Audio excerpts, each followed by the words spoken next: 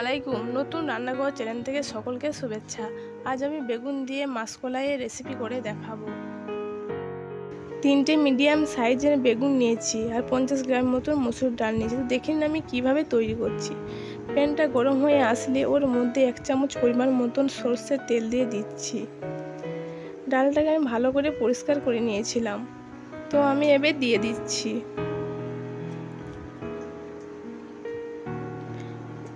হালকা করে আমি নাড়াচাড়া করে নিচ্ছি।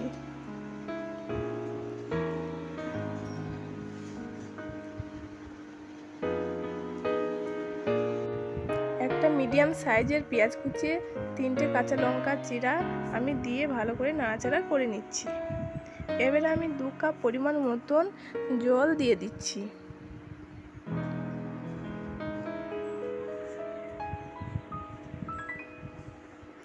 হাফ চামচ পরিমাণ মতন হলুদ গুঁড়ো দিয়ে দিচ্ছি। এবার আমি ঢাকনা দিয়ে ঢেকে দিচ্ছি। 5 মিনিটের মতন আমি সেদ্ধ করে নিয়েছি, তো 90% মতন আমার সেদ্ধ হয়ে গেছে। এবার আমি টুকরো করা বেগুনগুলো আমি দিয়ে দিচ্ছি। এবার আমি নাড়াচাড়া করে নিচ্ছি।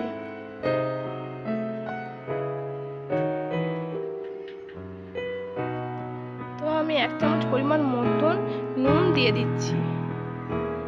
নুন দিয়ে আমি আবারও নাড়াচাড়া করে নিচ্ছি। এবার আমি ঢাকনা দিয়ে ঢেকে দিচ্ছি 5 থেকে 10 সেকেন্ডের মতো।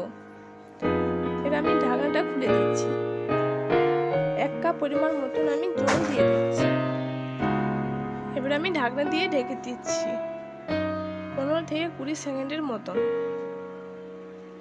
তো দেখুন আমার সেদ্ধ হয়ে গেছে। এবার আমি ভালোভাবে নাড়াচাড়া করে নিচ্ছি, তারপর নামিয়ে দিচ্ছি।